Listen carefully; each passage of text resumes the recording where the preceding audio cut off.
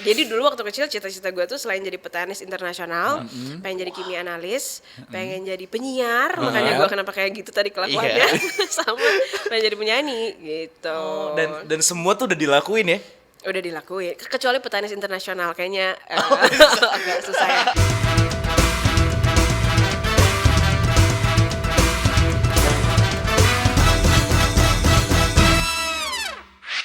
No woman, no cry. Mari kita sambut, ini dia Yunita Rastafara.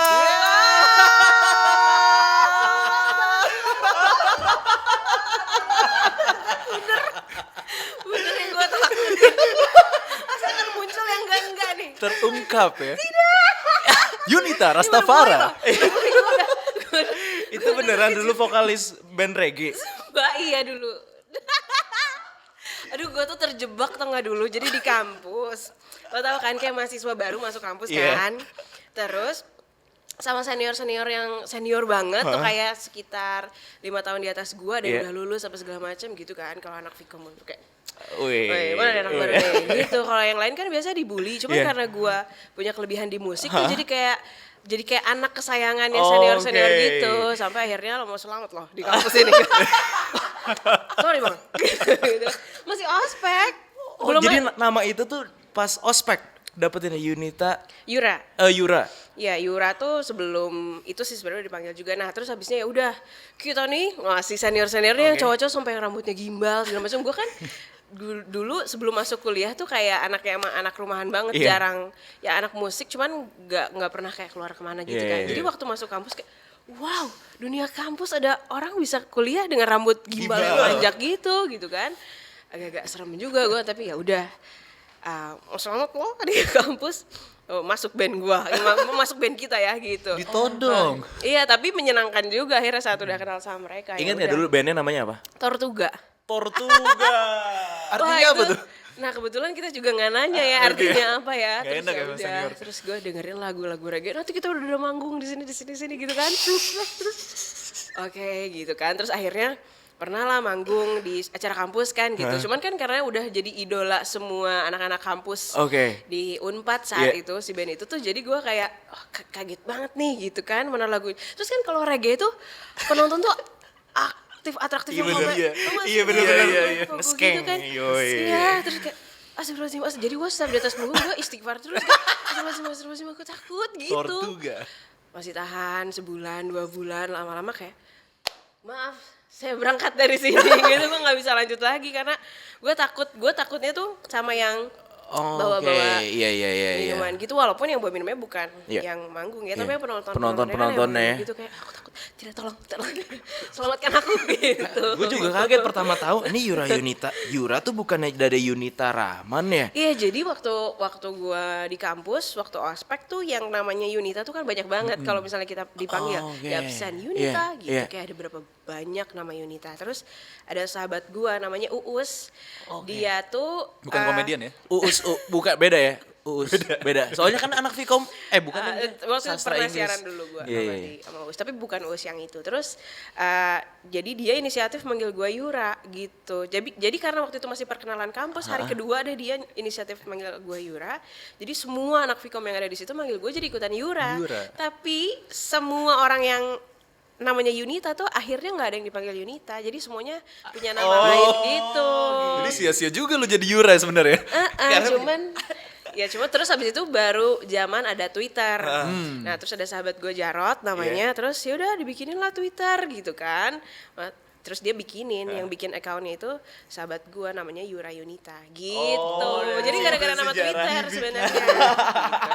Tortuga, berarti tahun berapa tuh Yura? Wah itu tahun 2009. 2009. Udah bubar sekarang bandnya ya? Kemana ya orang-orangnya? Tapi sebagai anak reggae tahu nggak toko anak reggae di Bandung? Toko enggak tuh. Yomart.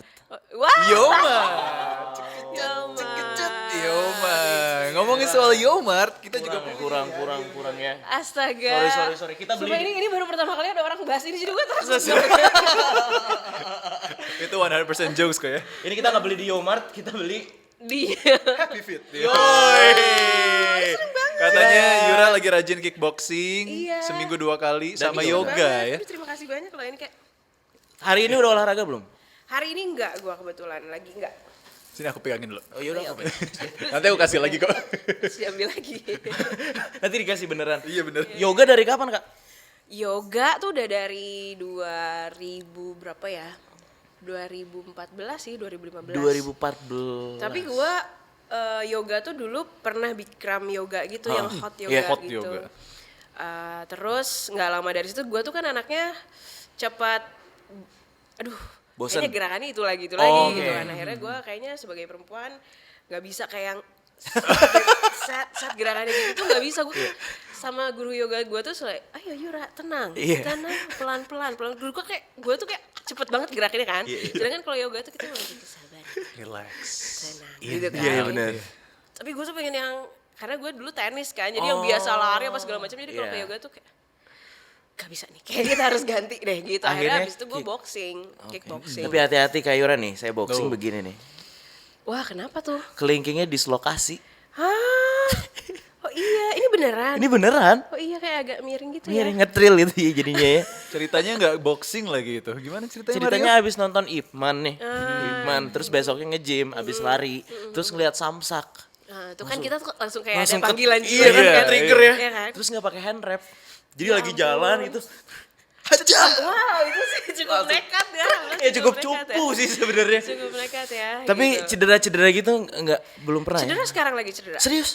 Baru aja sebulan yang lalu. Jadi gue tuh kalau dari gerakan boxing memang gue paling suka tuh kickboxing tuh kayak Iya. ayo mampus lo gitu kan. Jadi terus seneng banget. Nah waktu itu kayak terlalu bersemangat. Gue itu lagi boxing di rumah, terus kayak lagi bersemangat. Terus biasanya nyokap gue yang videoin. Nah nyokap gue tuh orangnya tuh sangat ekspresif Iya. ya. Terus nyokap gue tuh kayak yang ayo Reng, ayo gitu. Nggak berhenti kasih semangat gitu. Iya. Nah gue lagi kayak loncat. Nah kayaknya ininya agak salah posisi sedikit sih. Cuman abis itu gue di akupuntur udah selesai sih. Aman ya? Aman. Nyokap bokap orang apa ya? Tayura? Sunda Nyokap bokap tuh banget. Sunda banget. Sunda banget. Dan kebetulan nyokap, bokap, nenek, kakek semua tuh main tenis. Jadi gue dari kecil, Keluarga petenis dari SMP gue main tenis. Gara-gara Oke. ya keluarga gue semua main tenis. Sama nih kayak ada. Iya, aku Gitu. juga Nyaris main tenis. atlet ya ada. Hampir banyak cocok lagi. Penyiar radio juga, penyanyi juga, main tenis juga, iya kan? Iya. Sama kayak aku juga nyaris masuk Unpad kalau saya bedanya gitu. Saya pengen masuk Vkom Unpad nggak keterima teh. Iya. Susah nggak teh masuk Vkom? Susah ya dulu, ketat banget. Dulu masuknya SNPTN atau SMUP? Dulu SNPTN. SNPTN. Langsung milihnya Vkom. Kebalik malah. Gue maunya dulu kimia dulu. Oke. Abis itu Vkom. Walaupun sebenarnya dulu yang paling banyak diminati banget kan Vkom Vkom, kan, tapi bener. gue pengennya dulu kimia. Karena gue waktu SMA gue cinta banget kimia, sampai kalau misalnya anak kelas 3 SMA mau lulus SMA tuh kan ngambil lesnya tuh semua mata pelajaran. Iya. Kalau gue tuh Cuman ngambilnya cuman kimia. Karena gue pengen banget jadi kimia analis dulu. Gitu, gue pengen banget jadi peneliti. Oh, dan akhirnya tapi masuknya ke Vkom. Vkom. Itu jurusannya apa dulu teh? PR. PR. Ya, gue ambil PR. Pas nih kita punya fotonya nih. Tolong tuh kayak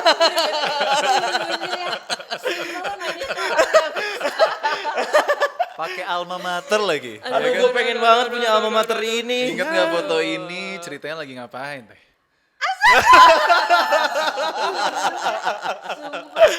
Astaga, itu gue lagi, itu dia lagi wawancara ke Nusa Kambangan. Gue jadi semester 1 gue tuh kan Oh, kayak ini masih semester 1 berarti? semester 1. Semester 1 kan ada, sebelum Nusa penjurusan Kambangan. ke PR tuh kan ada 3 mata kuliah yang perlu diambil. Ada iya. jurnalistik, PR sama Mankom. Nah itu lagi kelas jurnalistik sebenarnya gue. Oh, oke. Nah itu makanya gue tuh masuk kelompok yang agak nekat. Jadi waktu itu kelas jurnalistik tuh dasar jurnalistik sebenarnya kan. Boleh, tugas akhirnya adalah membuat majalah gitu Oke. kan. Oke. Majalahnya apa aja terserah bebas. Nah Iya. kalau yang lain tuh satu angkatan biasanya bikin majalah fashion, majalah kuliner, majalah musik Iya. gitu kan. Nah gue bersama kelompok gue kebetulan agak sengklek kepalanya Ini waktu majalah itu. investigasi nih jangan-jangan. Iya, gimana kalau kita bikin majalah yang nggak akan pernah ada yang bikin di kampus ini gitu. Ya udah gimana kalau kita wawancara narapidana ke Nusa Kambangan gitu. Terus gue yang yeay. Gue kira masih bercanda. Ternyata si ketua kelompok gue inisiatif langsung ngurus surat perizinannya ke Cilacap langsung. Boleh nggak diizinin? Terus jadi minggu depannya dia datang ke kelas. kita udah diizinin apa? Kan usaha banget. Sumpah, abis itu gue demam psikologis, gue demam ada seminggu kayak, sumpah gimana kita harus ketemu sama pembunuh. Iya. Segala macam. Ya, kita berangkat 3 hari lagi. Gue itu deg-degan Itu banget dapat aksesnya gimana ya? Nah itu si ketua kelompok gue Fuad namanya, ada Fuad, entah kamu di mana Betul, sekarang, ini terima ngasih kasih. Fuad namanya. Iya benar, Fuad yang ngasih. Fuad Iya, iya. Rashid sama Dedi sama Panji sama Dara yang nggak pernah ketemu lagi sampai sekarang, nggak tahu mereka di mana semua. Tapi itu perjalanan terbaik dalam hidup gue yang gue rasa nggak akan bisa keulang lagi sih. Gitu. Jadi dirimu dulu mewawancara terpidana mati kasus narkoba ya? Ada 2, kasus narkotika sama kasus pembunuhan.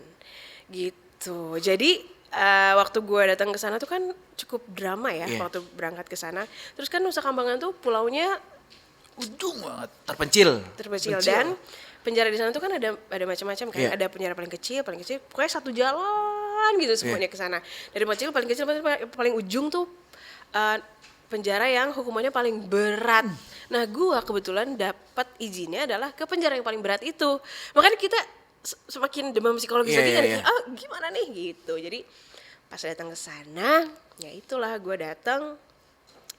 Ya itu gue pernah cerita juga sih sebenarnya di sebelumnya, ada 2 cewek 3 cowok. Oke. Waktu gue datang ke sana tuh sipirnya bilang, Yura ini harus dijagain sama yang cowok-cowok karena kan Iya. narapidana kan kayak Iya, udah iya. berpuluh-puluh tahun tahun nggak lihat ngelihat perempuan, perempuan. ya benar. Temen gue yang satu kan pakai jilbab gitu. Iya.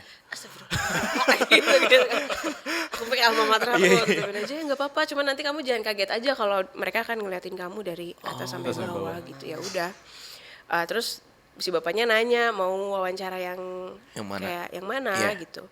Aku yang ini aja Pak, yang komunikatif. Aku bilang sama yang jangan terlalu sensitif, Iya. yang masih mau terbuka untuk Iya. ngobrol. Terus si pasipirnya mikir, oh yaudah kasih aja si bapak ini yang hukumannya paling berat, sama ini yang hukuman mati gitu. Malah dikasih yang paling berat. Gitu, ya udah akhirnya gue wawancara lah, ada 2 jam gue ngobrol-ngobrol sama mereka.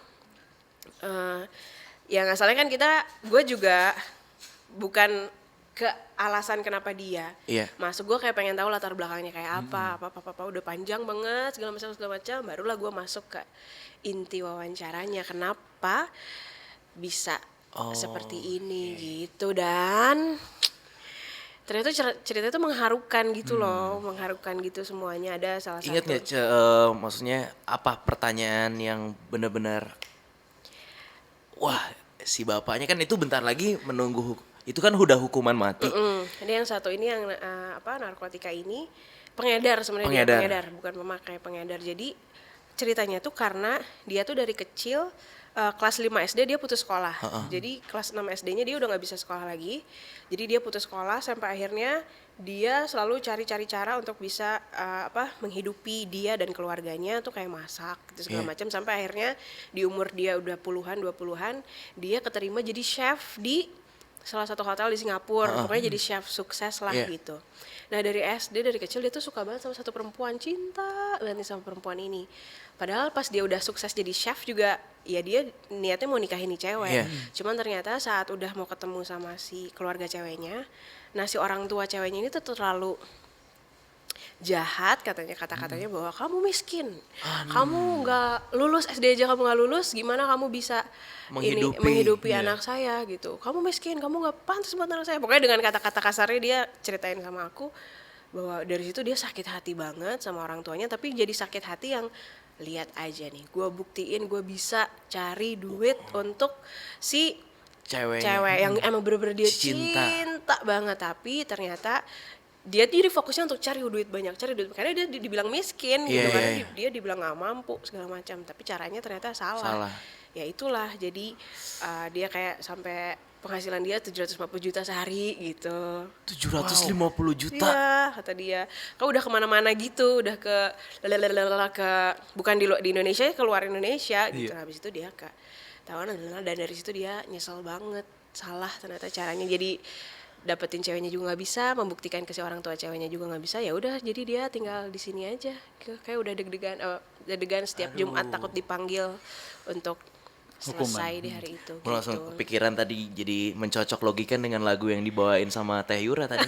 Malam Malam sepi. Malam sepi. Iya. Dalam.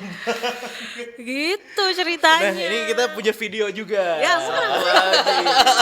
Iya kan? Ini udah jadi penyiar radio belum? nih? Sekarang kita udah nyampe di pantai Pasir Putih. Pasir yang putih, lembut. Ini pantai yang dibilang pantai paling bagus banget di Nusa Kambangan. Ini gue habis lega selesai wawancara. Saya wawancara. Yang ngerekamin Fuad nih. Buat apa Panji apa Dedi Oke. gue lupa. Nah, Teh, kan Gue aja udah gak punya file ini. ya boleh diambil ini. Boleh nanti di airdrop ya. Astagfirullah bukan gue sudah maaf ya. Gue harus ikut yoga lagi nih kayaknya. Biar sedikit kalem gitu. Tapi untuk orang yang bilang di beberapa interviewnya adalah lu kan kayak sponge ya, menyerap energi. Iya banget sih. Menyerap energi. Iya banget. Tapi abis interview bisa selega itu tuh. Aduh, jadi dari 2 jam gue interview sama mereka tuh justru si bapak itu tuh nangis sama gue. Nangis karena baru kali ini setelah berbelas sampai berpuluh tahun, dia baru kali ini lagi dimanusiakan sebagai manusia. Dia bilang gitu. Hah, kenapa ya? Karena selama ini nggak pernah ada yang bisa ngajak ngobrol kayak gini, nggak ada yang ngejenguk, nggak ada keluarganya yang ngejenguk. Jadi saya ngelihat kamu tuh kayak saya dijenguk anak sendiri. Ya, terus dianya nangis. Dia nangis. Jadi, waduh gimana ya, saya seneng banget bisa jadi dia nggak ngerasa diwawancara, jadi ngerasa kayak ada keluarga ya yang peduli sama dia, yang masih sayang sama dia gitu. Dan itu hukuman mati ya? Yang satu hukuman mati, ada yang satu lagi yang kalau yang pembunuhan itu udah kayak dia bilangnya gini, sebentar lagi saya keluar, hahaha, kata dia gitu kan. Iya. Alhamdulillah ya Pak, walau sedikit gue deg-degan loh kalau dia bentar lagi dia keluar, jangan dia nyari gue lagi gitu kan. Sebentar lagi saya keluar, oh iya berapa bulan lagi Pak? 6 tahun lagi gitu. Menurut dia tuh 6 tahun lagi tuh sebentar lagi. Terus dia kayak seneng gitu 6 tahun lagi saya keluar gitu. Dia dapat keringanan karena dia berkelakuan baik di sana gitu. Itu menjadi bukti Nah itu kalau kan setiap gue orang wawancaranya tahun punya 2009 cerita ya. kan. Iya. Sekarang 2011 sebenarnya dia udah keluar. Ingatnya sama Teteh nanti. Dicari di Twitter lagi Yura Yunita. Berarti sebenarnya dia udah keluar. Teh, waktu melakukan penelitian itu dan ada di video itu udah kepikiran belum udah jadi seorang penyanyi? Ingin menjadi seorang penyanyi? Kepikiran lah, gue dari kecil Dari kecil udah tahu ya? jadi penyanyi ya. Udah kepikiran. Udah maksudnya di depan kamera tuh udah luas. Oh jangan-jangan. Luas. Jangan dibanding gini tuh dong. Karena gue juga dulu kan selain, jadi dulu waktu kecil cita-cita gue tuh selain jadi petenis internasional, pengen jadi kimia analis, pengen jadi penyiar, makanya gue kenapa kayak gitu tadi kelakuannya, sama pengen jadi penyanyi gitu. Dan semua tuh udah dilakuin ya? Udah dilakuin, kecuali petenis internasional kayaknya agak susah ya. Tapi sempat ikut kejuaraan tenis nasional gitu Enggak, Teh? justru sayangnya waktu gue udah kayak latihan rutin tenis, gue sempet sakit dulu. Oke. Sempat sakit yang dimana akhirnya nyokap bokap gue bilang gak boleh olahraga dulu selama gue SMP. Oke. Gitu, ada sempat break dulu lah, jadi habis itu udah gue enggak jadi kayak yang rutin Oke. Iya. latihan gitu. Kalau ahli astrologi itu termasuk Ahli astrologi tentu tidak ahli ya sebenarnya, cuman ya seneng aja. ini gue langsung download loh pas nonton interview. Ya kan, The Pattern itu bener-bener Gue The pattern. gitu. Cuman gue nggak ngerti ini gimana sih cara bacanya sih Teh? Lo masukin nama lengkap, tanggal Ini lahir. udah sih kayak jadi gue tuh Libra, terus moonnya tuh Taurus, Oh, terus itu udah bisa menganalisa. kalau Gemini sama Taurus tuh biasanya kalau ngobrol tuh bisa nyambung Bung banget banget. semuanya gitu ya. Oke. Bintangnya apa tuh? Ketemu. Saya Pisces. Oh, Pisces. Iya. Ya, ya. Moonnya Libra. Oh, Iya. iya. Kalau Pisces tuh biasanya gak tau gue, Iya. pengalaman gue ya. Kalau Pisces tuh hampir semua teman-teman gue yang Pisces tuh agak drama hidupnya. Tapi ada yang berhasil drama, ada juga Pisces yang emang drama tuh karena emang ternyata dia jadi aktor, jadi cocok gitu kan Cocok. ke dramaannya. Iya. Ada yang kalau misalnya dia bukan jadi aktor, jadi dramanya drama di kehidupan Oke. sesungguhnya. Kalau gue kan hari-hari ya makan kencur, lo berdua harus nyobain ini dikunyah di sini. Tapi ini tuh bener-bener Itu air garam. Itu air garam. minum air garam, lo minum yang ini air biasa.